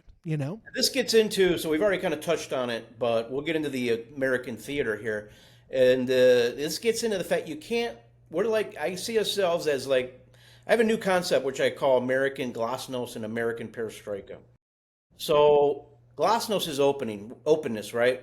The Soviets collapsed when they implemented Glasnost. Yes, they did. Solzhenitsyn's Gulag Archipelago comes out, and then the media becomes free, and the people in the Soviet Union were shocked. They couldn't believe what quotas for arrests, what's going on, all these gulags, and nobody focused on anything positive, and everyone lost faith in the institutions. Right? What's happening on X now is basically a form of Glasnost. People are looking around. JFK? What happened with JFK? What happened with COVID? What? It's a lab virus. What is this? What is this? Doge? The Podesta brothers are running a $375 billion climate slush fund. Yeah. I mean, all the stuff with Diddy, all the stuff with Epstein. It's all connected. And you're right. This is all Glasnost. This is Glasnost. Now, not to be partisan, but the DNC is a criminal cartel at this stage. I think that's been proven. Go back. Hey, look, you mentioned John F. Kennedy. Who was Kennedy's dad? Joe Sr. was a bootlegger who, Or when his son was running for office, called on Giancana and his old mob buddies from the bootlegging days and said, "You need to support my son." Okay, so the Democrats have been in bed because they're the big city parties, and the big cities were always run by the mob. The Democrats have been in bed. There's a guy used to be the Moscow bureau chief back in the day for, I think, Time magazine, or one of the big guy named Bill Thomas. I used to do the lecture circuit with him. He's an old timer, but he talks about this. He's hilarious, and he's very, very inappropriate. He makes really inappropriate jokes, which is why you don't see him on a lot of shows. He doesn't care anymore. But he has all the stories. I heard from him all the history of the Democratic Party and the mafia. It goes back to the beginning of the 20th century in bootlegging. So yeah, they're a criminal enterprise. This is being discovered. There's a portion of the population that's still so brainwashed. A lot of them. Yeah, I mean, but I think this is breaking. It's starting to break some. I don't know where this is going to end up. But with the open information that's now out there and the media control that's been broken, the media is in shambles. Like, nobody believes it. So that's the glasnost. Then you go into the media, and I don't believe them. Yeah, I mean, now you go into the Perostroika, right? Perestroika is radical economic transformation. That's right. 3 months ago, or say pre-Trump, we were talking the greatest economy, lowest unemployment ever, everything's great. Fast forward 3 months, they're cutting our SNAP benefits. These are DNC politicians on Twitter. You don't realize 40% of my constituents are on SNAP? Yeah. So that's you're the greatest country in the world, but 40%. Well, here's one for you. Here's one for you. My wife is an executive with our hospital system, and she was at a conference this last week, a medical conference, and the statistic was astounding. She told me when she came home. She said that the discussion came up. This was before the Big Beautiful Bill, which is very ugly, actually. This was before the Big Beautiful Bill was passed. There was concern that the Republicans were trying to cut Medicare and Medicaid. Now, I don't like these programs. I think I don't want to pay for them. But the fact is, millions and millions and millions of Americans are dependent on it. But more importantly, she was telling me, publicly traded or publicly owned hospital systems throughout the United States, which are the majority of major hospital networks in this country, almost all of them are dependent almost exclusively on Medicare and Medicaid benefits being paid out. If they are not paid out, if they are cut, those systems collapse. So now we're talking, and by the way, what is like one of the top 3 employers in the United States? It's the healthcare field. And where are most of those people employed by? Major hospital networks. So now we're talking about, and I don't like entitlements. Ideologically, I'm opposed. But ultimately, you want to talk about the greatest economy. Yeah. Cutting those programs, right, willy-nilly, especially with no thought or care, right, you're going to collapse the American economy overnight. And that's Perostroika, right? They threw away the old system and said, we're capitalist. And even though the old system was horrible, it was a system. It was a system, and they understood it. And supply chains broke down, right? That's what we're getting now. So it's a very balanced it's a tightrope we have to walk. With the tariffs, and I've been for tariffs for 20 years. Yep. I've been publicly open about it. Strategic tariffs, I've been strategic, in favor. and we're not doing it strategically. No, and to a point where you incentivize reshoring, but you don't kill the supply chain, right? That's right. Which has happened a little bit. And the supply chain was just starting to recover after COVID. Now was starting, and now it's dead again. Exactly. So, but to the root cause point, I hope people start asking the question, why does the richest country on earth have 40% of people on SNAP? I'll give you an example. My hometown, Port Huron, Michigan, 30,000 people. It's on the Canadian border.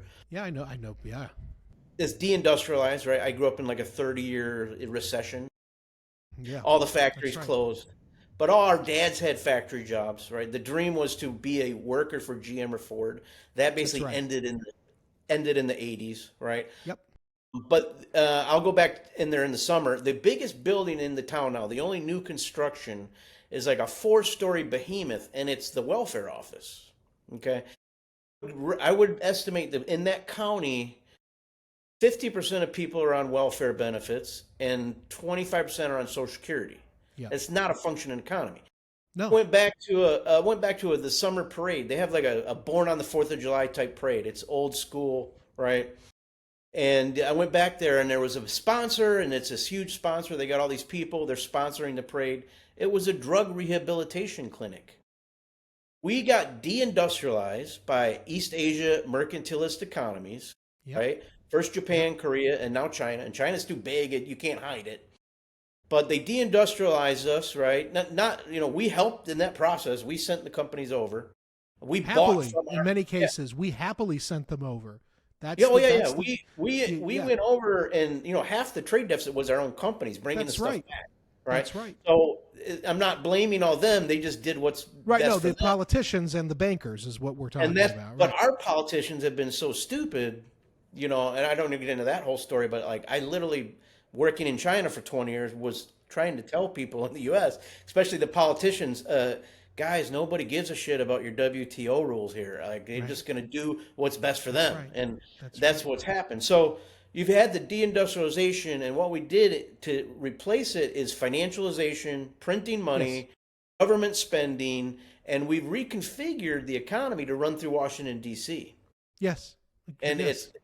now how do you fix that without? So that's the Perostroika model call. We could go down, but I don't want to focus too much on that. That risk is I'll out. just give an inject here. So when I last year I had a very popular essay at the National Interest where I compared Biden to our Chernyenko. I think I said that earlier in this conversation. Right. And I mean the comparison is uncanny when you It, really yeah, if you it really is. know the Yeah, history. It's yeah. very uncanny. If I can just toot my own horn here, because everybody was saying he's Brezhnev. I said no, no, no, no, no. No, no, I yeah. said he's Konstantin Chernyenko. People forget when Gorbachev came in, he was a breath of fresh air because he was only 58. That's right. Most of the Politburo were literally managing the country from the hospital bed. That's right. That's That's right. Biden. So I mean, this is Biden, right? And so I was talking we had a staff like Zoom thing because all of us work remote now. But to the president of the National Interest, this wonderful man, he's a former diplomat named Paul Sanders. And I said this, the comparison, and he stopped and he looked at me and he goes, let's just hope that Trump isn't our Gorbachev. yeah, And exactly. I Yeah, said, well, he he could could be. be. He I mean, could be. this could be He it could for be. us. Exactly. He could be. Let's hope not. I think the positive side is Trump, I call him now, he realized he's a distressed asset manager. Yes. The country is in distress. It's $36 trillion in debt. It's what really and why I think all the big tech bros got involved last year was that they realized, like, okay, the government budget was 4 trillion. We hit COVID, we went up to 7 trillion. Everyone understands that COVID, you got to spend money, you got to bail out the Mhm. economy, but then we never went down, right? We just Right. stayed Biden at just seven ballooned trillion. it up. You're right. We just ballooned it up, and it Yeah. ended up. So then interest rates go up. Now we're paying 2 trillion a year on Uh-huh. interest expense, or close Higher to it. than the national defense budget, too. Yeah, yeah, and it's Interest on its way to payments. be twice the Yep. national defense budget. So these guys got involved. They said, "Yeah, the math is clear. We're a distressed asset nation at this point." Just came back from the Middle East. I don't want to. I want to finish out the America Okay. topic here, but for the Middle East, you got hundreds of billions of dollars in commitments. I think 500 billion from Qatar, 500 billion from UAE. These guys have The massive sovereign Saudis, wealth too. Yep. funds. The Yep. Saudis, great. I think that's great policy. You want to keep Europe, Middle East, Japan, anyone we Yep. can keep them on the American tech stack and the American Yep. financial stack, Yep. right? Agreed. Keep Agreed. them out of China. So Yep. that was real smart. The question will be for Trump is can we reindustrialize fast enough to offset That's the whatever's coming question. down the line? Yeah, I don't think we can. I no, don't think we most can. likely we can't. I mean, look, the fact of the matter is, I said this to Lighthizer in 2018. I was brought in, a group of us were brought in to brief him and his team. It wasn't just him. I think Senator Mike Braun was there. A bunch of senators, Republicans were there as well. It was an offsite. I think it was Ed Corrigan's house. I think, but it was an offsite informal meeting, and other notables were there as well. But Lighthizer was there, and we all briefed. And I said to him, I said, look, I gave my whole rundown on it's more than a trade war. This is this is the new face of war with China is through trade. And you're right. Trump is right to highlight this and create policies finally, I said, but look, I said, you can play keep away with tariffs only for a short time with a country like China. They're too innovative. They're too smart. They're too dedicated. They're too rich. They're going to find workarounds. I said, keep away is the first part. You've got to pair it with real, fully detailed industrial policy. Mm-hmm. Never happened. The second part never happened. It hasn't happened yet. And it's not going to, because that's not who Trump is. Trump's not a planner. Trump's not a planner. He is in the moment. He's America's id. And that's what makes him fun and exciting, but that's also what makes him miss opportunities, because tariffs would have worked great if married to an actual national industrial policy that would reinvigorate at least part of America's industrial base. And it's not happening. It's I don't see it. The only bright spot that I see that could be happen is on the car side. So we made 9 million cars last year. We made 9 million cars in 1970. I know. That shows you the stagnation, right? I always throw that data point out there. And now with the tariffs, we will probably make most of our cars here domestically. That'll take us from 9 million up to about 15 million cars. That, for every auto job, you create 8 more jobs through restaurants and part suppliers and chemical suppliers and whatever. That alone could be a boom. So I like that area, and that could be implemented right away, because people don't have to buy imported cars. You can buy domestic cars, and the prices won't go up. So that's right. But then the mass tariffs has caused chaos. I mean, I don't want to. I'm crapping bricks right now because we have Hurricane Ian damage. We finally got the money from the insurance company 3 years after the fact. We need a whole new roof, and it's a metal roof. And we met with the roofers, and he said, "You do understand with those tariffs, what should be a $30,000 or $40,000 thing might go up to $60,000 or $70,000." And I'm like, "Why?" Because we need an all metal roof, because that's the best that withstands the hurricanes down here. Yep. But I'm sitting there going, "Damn it, Trump!"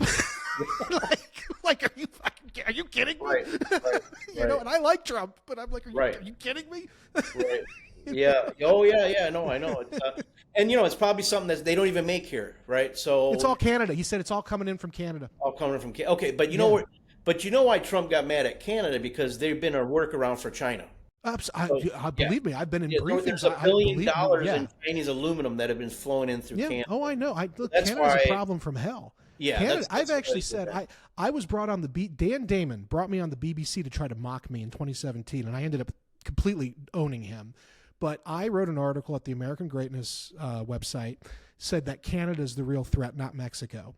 And I broke down, all the problems they've got. They're pro-Islamism. They're, a conduit for Chinese power. They, they're not our friend. And, it's because of Trudeau at the time and all of the liberals, and now Carney. But I broke it down, and they tried to roast me on the BBC, and it didn't work. They never asked me to come back. But this is Canada's. I know it's more than just an economic problem. It's a strategic problem. I was at a joint base where we have Canadian detachment in the Northwest. Yep.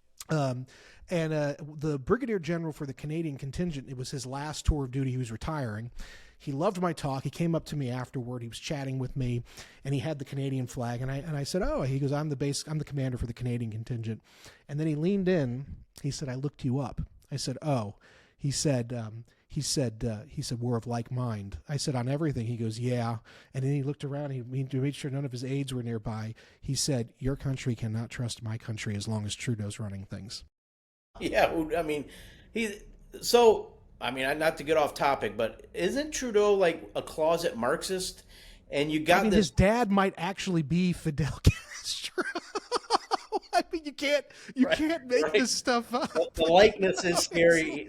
Yeah, the likeness is scary. His mother was down there around the time he was likely conceived. So. Right. You got, but that's what blows my mind about in the Democratic Party and these liberals. You got these people walking around where there's a lot of evidence that these people are hardcore Marxists, masquerading. Yeah, absolutely. Masquerading through our political system. You got a guy like Raskin.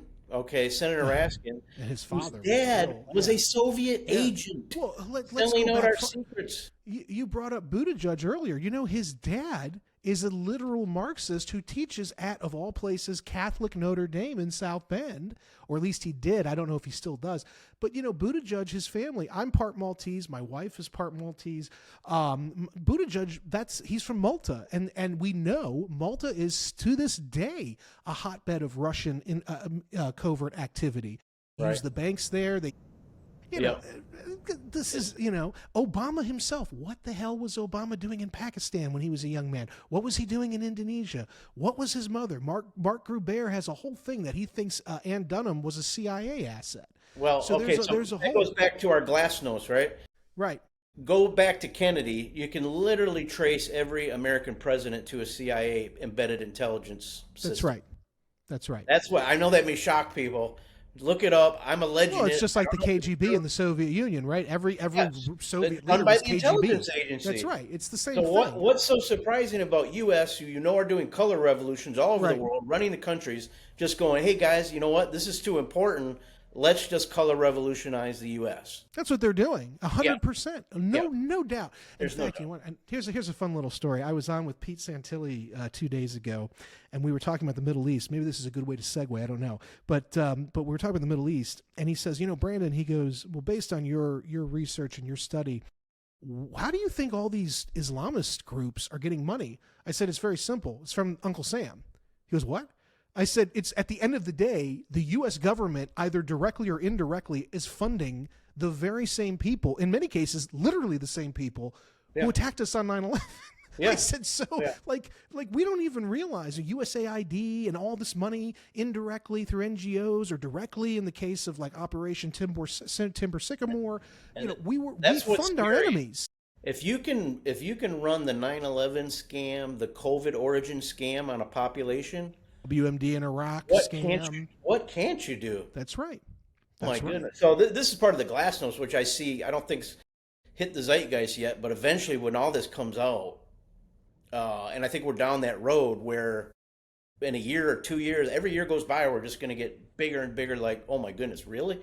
We're going to get these things that come out. Well, I really think this UFO stuff. By the way, I don't think it's personally. Just because I've spent a lot of time out at very classified West Coast facilities, and now I don't. It's not like they show me anything, but the engineers there like me, and so we'll all be talking, and they'll make comments like, "Be watching the sky tonight from your hotel," and then you see something weird. I don't actually think like the UFO stuff is actually alien stuff. I think that's a cover story. I think we cracked probably some exotic technology in the 40s and 50s, and we've been playing with it in the desert. So I think that's another one of these moments where it's going to come out that we've got technology that is probably ahead of where we are now that could probably make life a lot better on this planet, but we're not sharing it. And so I think that's going to be another one of those stories in the next 20 years where people are going to be understandably irate, and they're not going to trust the U.S. government anymore. They're not going to trust American institutions anymore. Let's hope. I hope we have some technology. I do too, because otherwise we're going to lose a major war. And we can't build ships, we can't build steel. Like, you know what I mean? Let's get back. Also, I always tell people one other thing. with stuff like that, just because we have a prototype somewhere in the desert doesn't mean we can scale it. Doesn't mean that So I mean, it might be useless to us. Anyway. So we covered let's say a glasnost perestroika. You can't taper the American financial Ponzi scheme. That risk is out there. Turmoil. People are turned against each other. People are in their own echo chamber. Let's think. I wanted to have a fun kind of brainstorming ideas with you. What are some of I think of Greenland as a moonshot project for the country, right? If we can get Greenland, instantly we are adding trillions of dollars to our balance sheet, right? You've got it would be the biggest land acquisition since Louisiana Purchase, and right? the most important, bigger even. It might be a little bit. And the most important. The most important stress that enough. Space strategic, space warfare, which I want to cover with someday with you. I got your space I'd warfare love to. book here. I think we're so wrapped up with the terrestrial stuff now that we've lost sight of that. Like the Chinese haven't, the Russians haven't. Well, exactly, and you're pointing that out. Like, we can't lose track of this, but when we're under such turmoil, economic, issues and everything. But Well, and an idiot political class. We have yeah, idiots that's as right. leaders. Exactly. You know? They don't know what a megawatt is. You know what I mean? It's like we've got to. That's where the whole democracy thing's failing, and Yeah. authoritarian governments are taking over because they can get shit done. Well, my colleague David Goldman, who's my editor at the Asia Times, he's now in the administration. Thank God. He's one of the good ones. He used to write under the name of Spangler. You might be Yeah. Oh, I aware. know. Yeah, I love Dave. Yeah, I've Yeah. read So his David books. He's David's great. phenomenal. David is one of He is a the real genius. gems. Yeah, he's a real Yeah. brain. And he told me once, and he might have put this in his last book, I don't remember, but he and I were talking. He's a savant, he's musically trained and all that, and yet he was a banker. He was the vice president, I think, of Bank of America at one point, and he was connected. So he tells me, he goes, I'm going to tell you the key difference between American leaders and Chinese leaders. I said, what's that? He goes, American leaders are lawyers. I said, okay. He said, by and large. I go, yep. He goes, Chinese leaders, they're engineers. Yeah. They're scientists. Yeah.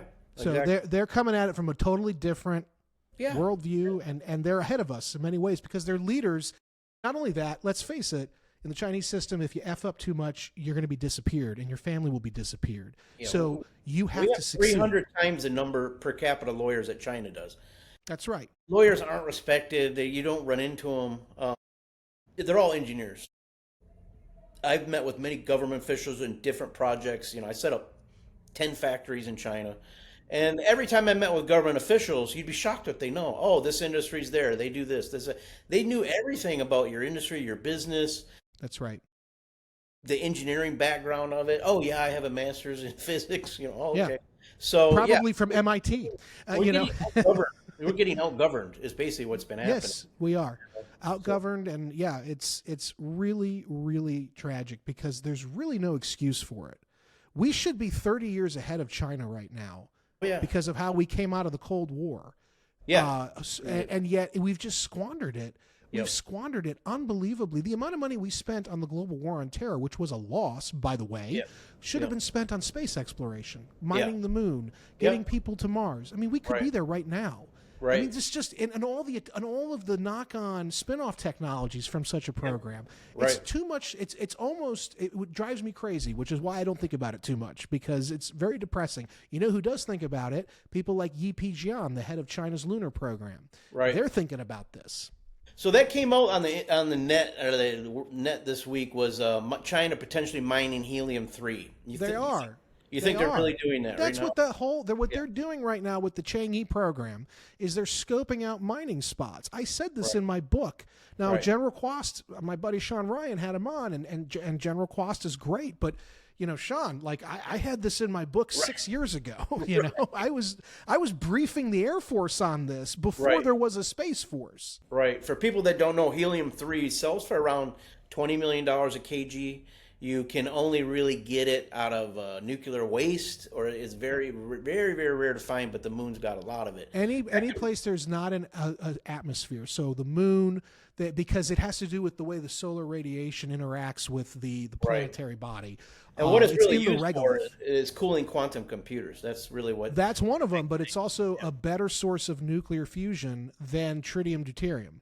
Right. Right. So they do. I think it's deuterium. They get rid of the tritium and they insert the H3. Is how I think Right. that is, unless it's the other way around. I can't remember now. But that's the key thing. And by the way, China. Fun fact: China is now the world leader in green energy technology. And I'm not talking about the kind of liberal wastefulness that we see coming out of places like Solyndra. I'm talking Right. about actual space-based solar power. I'm talking about things that actually have real merit to them that could be an alternative. They brought their first thorium reactor online. That's right. They have the Technology that strongest we burning- invented, and they That's put right. into place. That's right. Well, yeah, that's right. They have the strongest, longest burning fusion reactor, tokamak. Right, Tokamak right. reactor in the world is in China today. Right. Okay, so this is even without helium-3. Now you insert helium-3 into the mix. Yep. We're getting outclassed here. This segues into fixing America, what we were just talking about, and I can give some personal experience on this thought process. So when China was a mess in the late 70s, it was a disaster. 50 million died in the Great Leap Forward. They couldn't manage the economy. They didn't know what they were doing. They finally said, okay, I don't care if... They followed the Asian model, which was practical governance, right? Right. They said, I Singapore. don't care if the mouse is Right. black or white, long as it catches, as long as the cat catches the mice, I don't care what color it is. Meaning we're open to capitalism. They institute capitalism, free reign. I lived all through that. Boom time, right? When they let the Chinese people run their own lives, it took off. But what happened is, so I used to run some joint ventures with the Chinese military companies. We all had them. We had joint ventures with Norinco. Surprised you didn't get a meeting from the CIA when you came home. Well, we were making car parts, right? But I'd go into this area, we're making car parts, and over on that side, they're making surface-to-air missiles. So the government didn't have money for the defense companies. It basically said, start businesses. We don't have money for you. So they went in, and by the way, they couldn't make anything of quality. This is late 90s, right? So what they did is I want to joint venture with General Motors on these parts. I Yes. want to joint Yes. venture with Bosch. I want to So what they did is all these joint ventures, and they learned precision machining, Yes. forging, casting, Yes. stamping. Now their manufacturing level is leagues above our defense industry's manufacturing Yes. levels, which Which are is a what lot gets of us back to the PL-15 example of the Indian War and exactly. and They're yeah. these guys can be commercially competitive on stuff like on the commercial market, whereas our guys are a lot of mom and pops, one supplier of one Yep. part. They haven't automated anything. They Yep. haven't improved their factory in And 40 they years. fight. And listen, this is the worst part about the defense industrial sector here. The big defense contractors, I write about this in my Winning Space book, they conspire to kill any competition that's not part of the interlocking web of defense contractors. This is why they don't let private startups Right. bid for defense contracts. SpaceX was one of the only ones. And why did Elon get it? He had to sue his way in because they pulled the launch EEV contracts after they signed it with him in 2010, and he had to take ULA to court.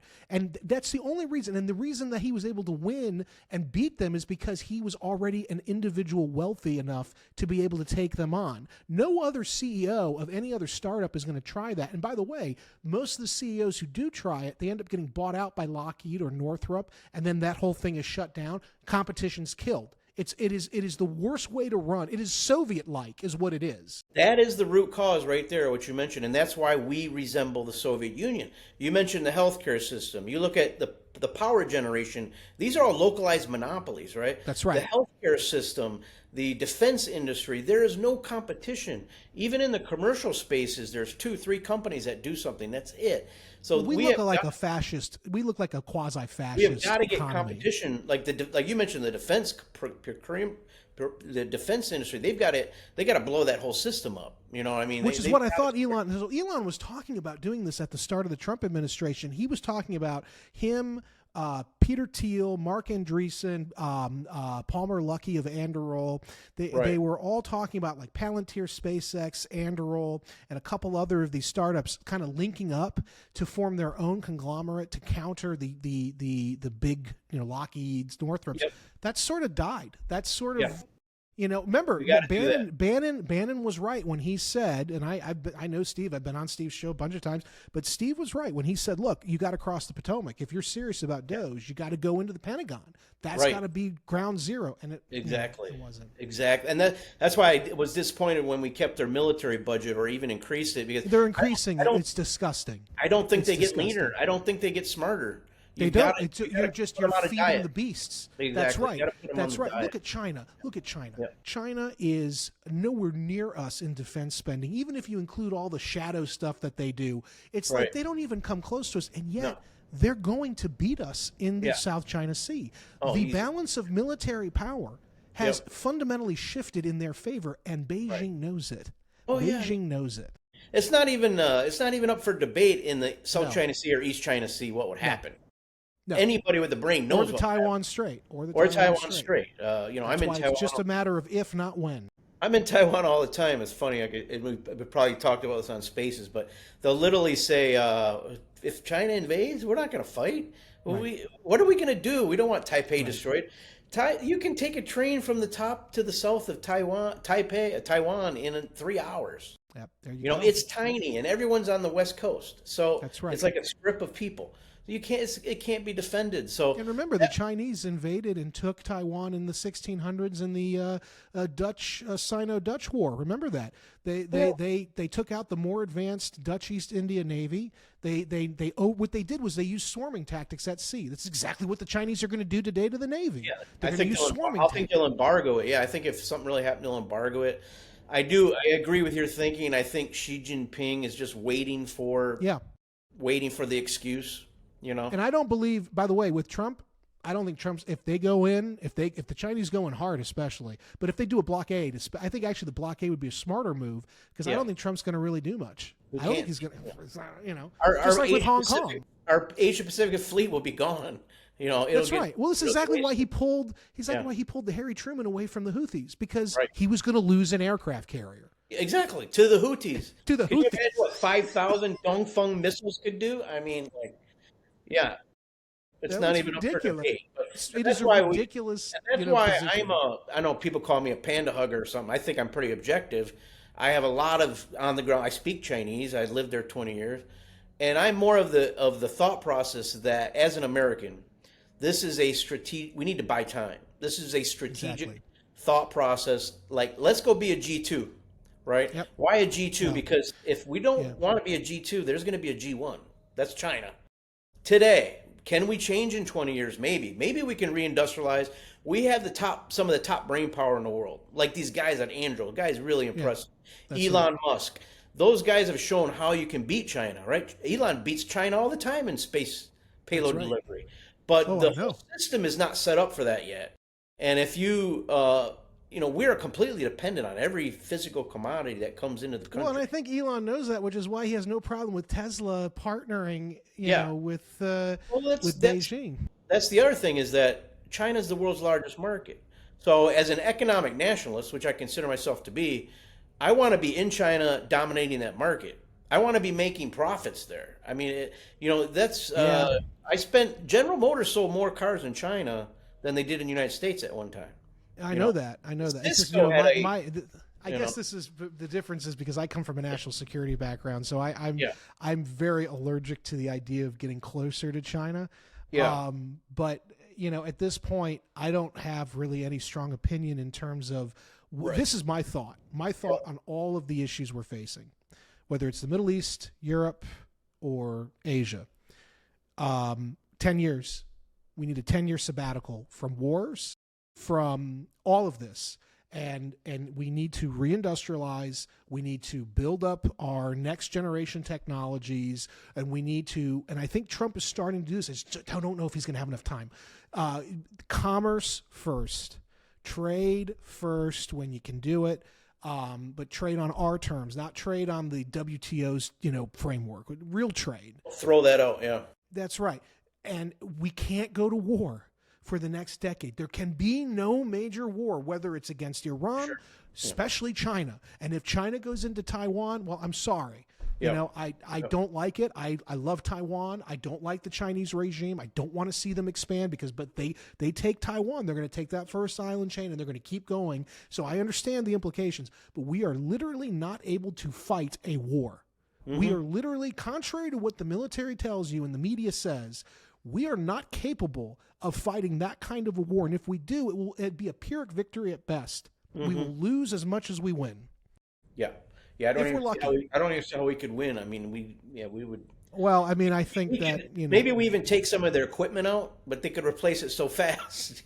Well, but by the way, we know once we take their equipment out on the mainland, that's it. Yeah. There's no hope for an off ramp then. If we start targeting Chinese mainland, because I've talked to some of our military guys, and they will bring up, well, we can get to them. We'll use stealth, and I'm like, well, first of all, I don't know if stealth works the way anymore that we think it does, because there's a whole other side story with that. But second of all, we start blowing up stuff on the Chinese. It was just no different if they start blowing up stuff on our mainland. Yeah. That's it. That's it. Yeah, right. That's There's it. no off ramp. Yeah, you're right. Exactly. No, I totally agree. We can't keep the wars up anymore. We can't be the policemen of the world. So that goes back to our moonshots. Let's say we pull back out of Europe, right? We take Greenland. God willing. We instantly put 2, 3, 4 trillion, whatever Greenland's worth, on our national balance sheet, right? That's right. We get all that strategic space. Europe's ticked off. Who cares? They're trying to drag us into a war now. Estonia, as you probably heard, tried to seize a Russian ship in the Baltic, and Russia sent a fighter jet, and then they said, "Okay, you stop." They stopped. It's But embarrassing. they're It's just just going to try to it's keep doing it strategic until it's a malpractice war. is what it is. Right. It's So strategic malpractice. Moonshot 1, Greenland. Moonshot 2, Alberta. Right. How much Damn right. Damn right. national wealth would come in the United States if we got Alberta and Saskatchewan? That's Right. the play, I think. Yep. That's the play. That would be huge. That would be By huge. the way, let's talk about why Alberta, because I'm even more interested in Alberta than I am, and Greenland's the most important, but I just am fascinated by the idea of taking Canada, or at least the good parts of Canada.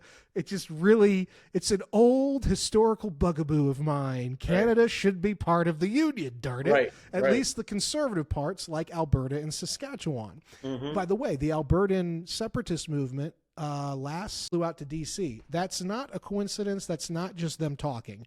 There's a plan. Now, I said that Trump isn't much of a planner, but I think on this one, Alberta is the largest, either the first or second, I think they're the largest geothermal deposit or geothermal area in the world. So what do we know about this? This goes back to the Broligarchs. Why did suddenly Mark Andreessen and all of these liberal tech guys become diehard MAGA people? Right. It has nothing to do with whether they like or dislike Trump.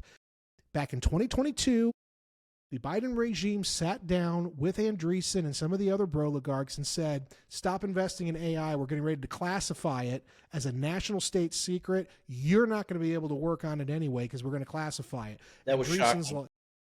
Well, it's not though, because we do like what the Biden people said. We've done They would have guaranteed we lose the AI race.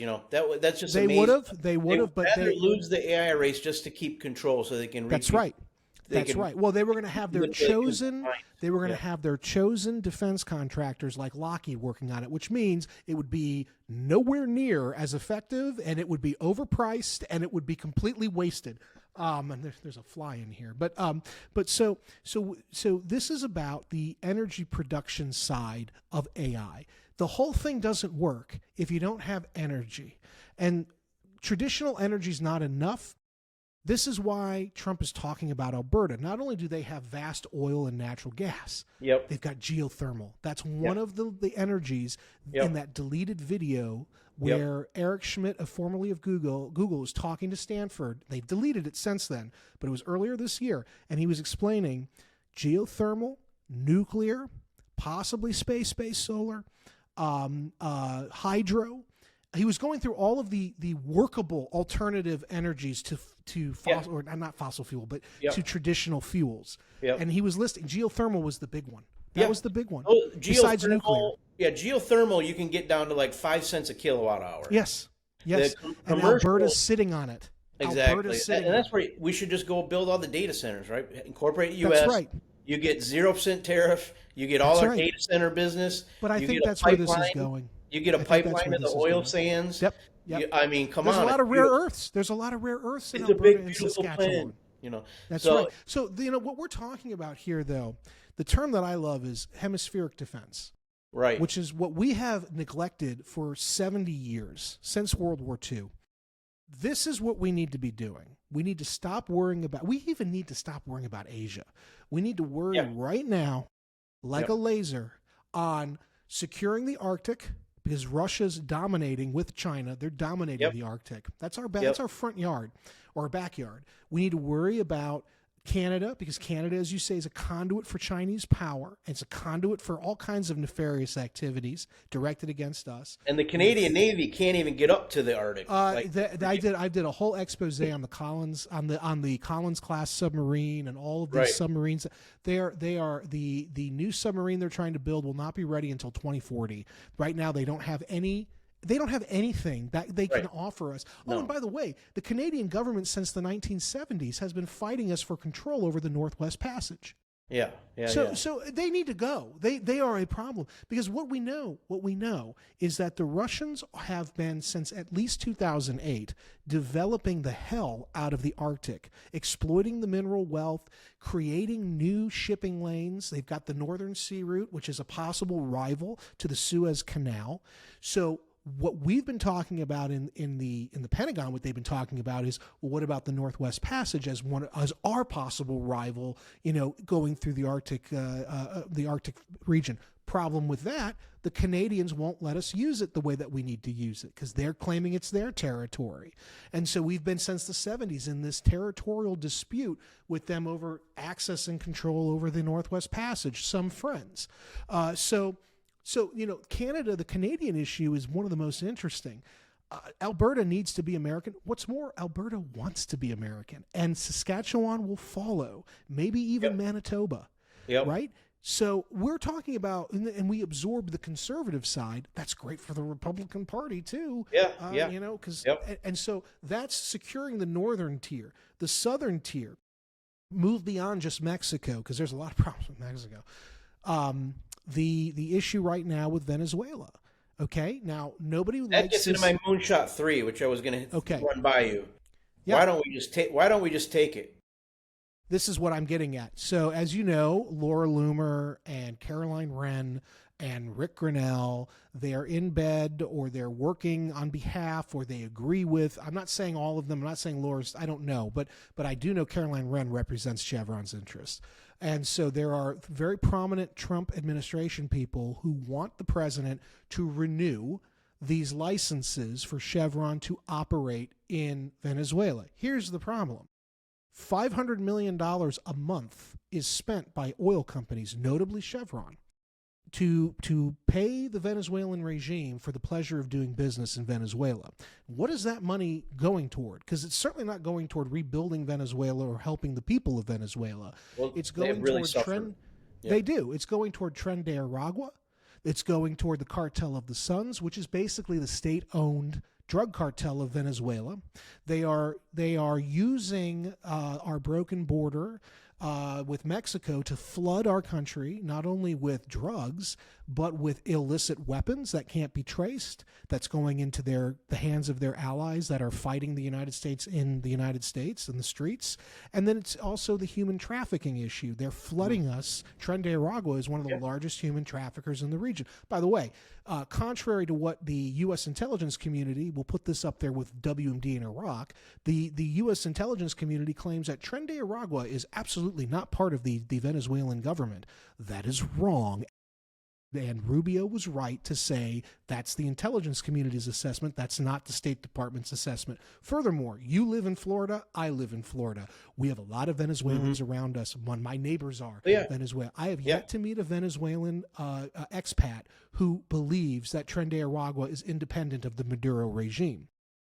I have yet to meet one, and I know a lot of them down here. And they all want the government. They all want the Venezuelan government taken down as well. That's right. So those people lost on average 20 pounds in 1 year. I mean, just think about it. Venezuela was the wealthiest country, in South America at one point, and then it all went to crap. One other thing. You take Venezuela, you basically keep it as, I don't know what you call it, like call it a Puerto Rico, right? New Puerto Rico. Or something. We just get rid of the regime. That's the key. Oil reserves go on our balance sheet. The key to this is, the key where we have messed up as a country, if you look at what Norway's done with their sovereign wealth fund, anybody that wanted it in the North Sea oil, the government said, I want half. I'm not going to do anything, but I own half. That's right. Today they have $1.5 trillion sovereign wealth fund. Yep. They don't even need to tax people, right? I think that's what Trump was trying to do with his announcement of the sovereign wealth fund here. And I know a lot of libertarians who are like, I can't believe we're doing this. But I was like, I think that's kind of brilliant. I think it's kind of brilliant. What you do is you say, now we own half of Venezuela. Private companies, do whatever you want to do with the oil reserves, but we own half. That's right. Greenland, do whatever you want with the oil reserves, but we own half. Don't forget also the Panama Canal plays into this. Exactly. Reclaiming the Panama Canal, because we have to take it back because the Chinese have colonized it. But more importantly, though, you can't take the Panama Canal without first securing the Venezuelan passes.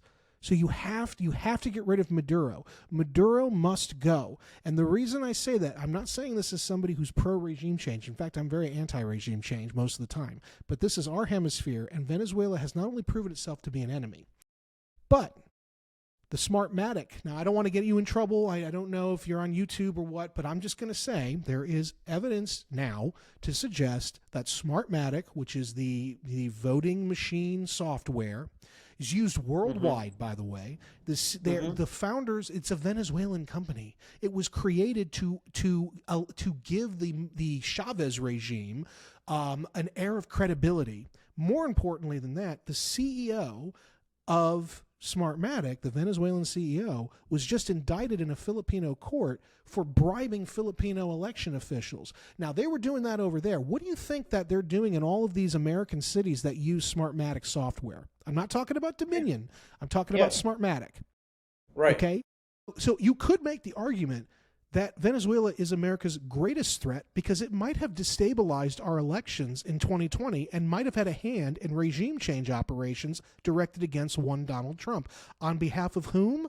Well, if you look at what they're doing in the Philippines, who does that benefit? China. Who does it benefit for the removal of Donald Trump in 2020? China. So here we have. Venezuela must be changed. It's ridiculous, and that goes for Dominion as well, to have voting machine companies that aren't American companies.